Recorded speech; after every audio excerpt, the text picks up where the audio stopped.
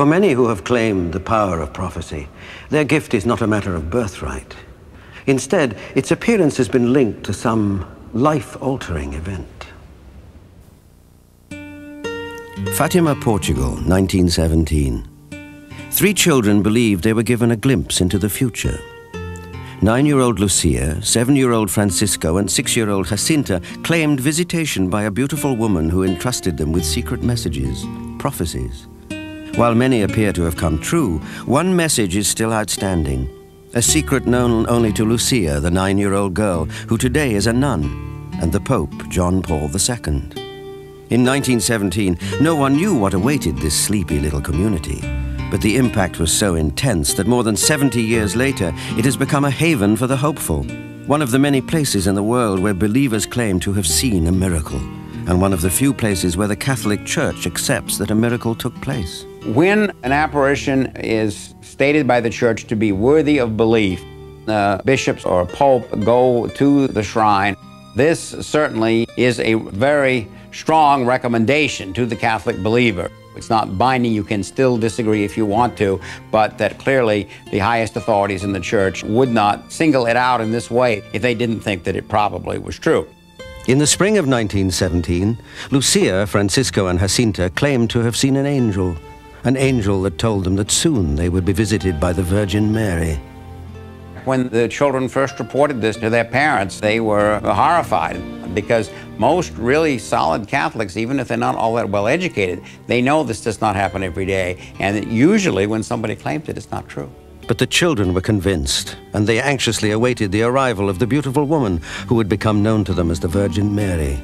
Then on May the 13th, 1917, the angel's prophecy was reportedly fulfilled. The first appearance was where she had to identify herself to them, and as is often reported in apparitions of the Blessed Virgin, she was radiant, showing that it was a supernatural being.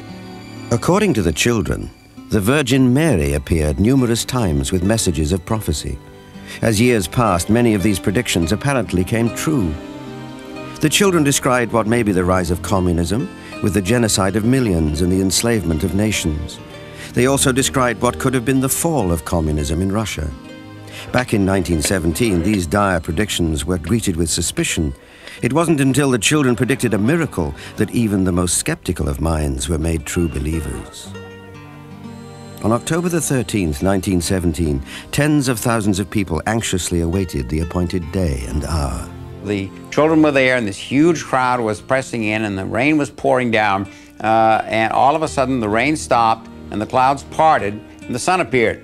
And then the crowd saw the sun begin to move and to dance in the sky, as it was described, and to fall down almost to the horizon. The crowd was in absolute awe. There were many of the free thinkers from Spain and Portugal there who were very much against religion or anything of this nature, who immediately were convinced and fell on their knees and started repenting and asking for forgiveness for their lack of belief. It was an awesome experience, and it did show to the world that something valid had been happening at Fatima. Despite the so-called miracle of the sun, there were still many questions as to the validity of the children's story. It would take time, but eventually even hardened disbelievers would come to rethink the events of 1917. This is very important to follow what happens to the children or to anyone who sees or claims to have seen the Blessed Virgin Mary. One of the best proofs of whether it was really she is whether their lives are fundamentally and forever changed. And it certainly happened with the Fatima children.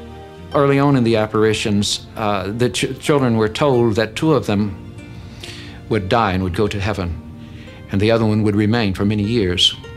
Now, this has absolutely happened, and it happened right away. The children died of the terrible influenza epidemic which was going on. And this is hardly a thing that children could have foreseen or would have created for themselves. In the case of the 3rd child, Lucia, we have overwhelming evidence. She desired nothing but the religious life from the time that this happened. She has been in the cloistered Carmelite house at Coimbra since 1948. This is the life that she wants, that she welcomes, a life of total devotion to God and to the Blessed Virgin.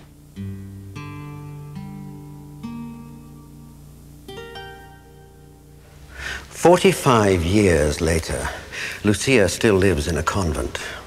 With her remains the last message, or perhaps a final prophecy from Fatima. Whichever it is, Lucia has only shared it with one other person, Pope John Paul II.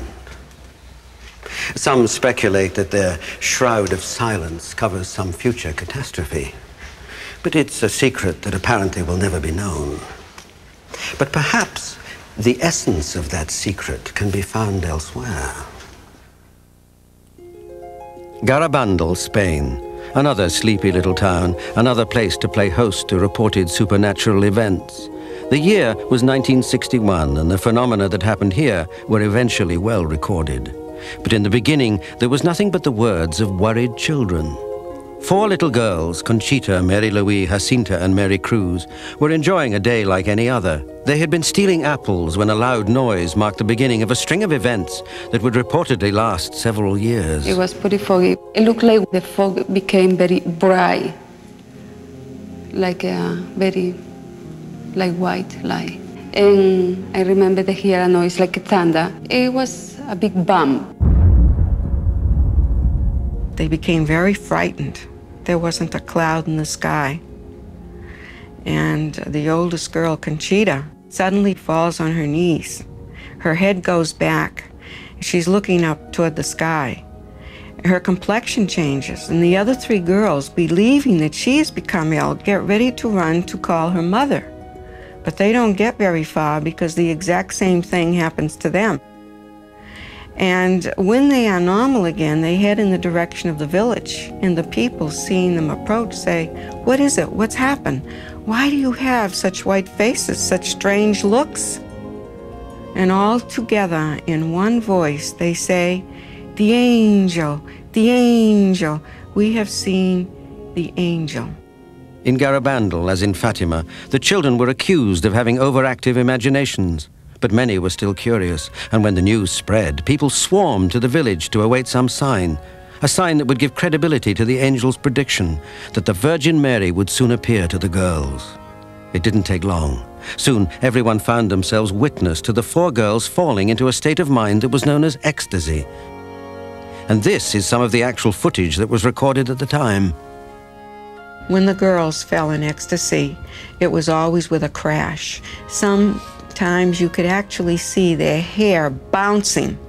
The force of the crash was so tremendous.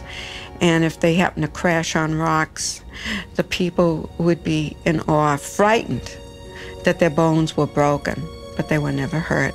When they got through with the ecstasy, they just stand up, brush the dirt off their knees. People were shocked and mystified. Garabandal became famous. The crowds grew as the amazing phenomena continued. Many of these were captured on film. This is Mary Louise supposedly levitating. More remarkable than levitation are the reports that while one young child was in this state of ecstasy, 4 men could not move her. Eyewitnesses were convinced that something of great spiritual significance was happening to the children. There were many phenomena that took place that remain unexplained to this very day. The girls running backwards. This was common occurrence, regardless of the day or the hour. They actually ran as though they had wings on their feet. Then the medical community arrived, searching for a more scientific explanation. There was a time when doctors would burn a matchstick in front of their eyes to see if they would flicker their eyes and blink and wink. No reaction. They stuck pins in them. They flashed bright lights in their eyes. Nothing bothered them. Nothing hurt them. And nothing left scars. Never. Here is Conchita, apparently in a state of ecstasy.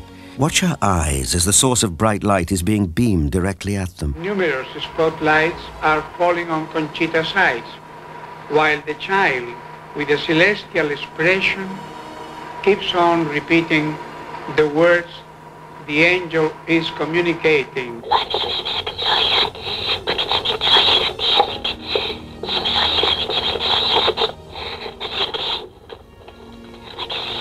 Over a period of 4 years, the girls experienced thousands of ecstasies, and during that time they predicted many things for many people. However, there were 2 nights when the girls predicted future events that would affect everyone. That night became known as the Night of Screams. The people began to follow them as usual. They said, no, don't follow us. You can't come. And when the girls got to the spot, they knew Our Lady was waiting for them, and they fell into ecstasy. They began screaming in the most terrifying way. What they saw has not been described clearly, except at a certain time, not a single motor is going to operate throughout the world. A terrible heat will come. And during this time of heat, people will look for water and they will not be able to find it. And they're going to attempt to kill one another in their desperation. The chastisement is more terrible than we can possibly imagine because it will come directly from the hand of God. The chastisement is conditional, and it depends on whether or not we comply with the message. If we change our ways in life and we really make an effort to repent and make our lives better, then we can hold back the chastisement. It's been more than 20 years since the girls experienced ecstasy. Now that they are grown, they too question the whole experience. It really seems to me like happened to somebody else, so I don't know. I just try to remember the little girl going back and forth, but I don't remember to think anything.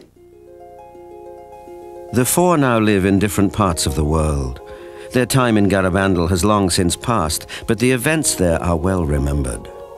According to believers, the end they predicted may be near. During the Night of Screams, a date was set, and this information was given to the girls. But they're not talking.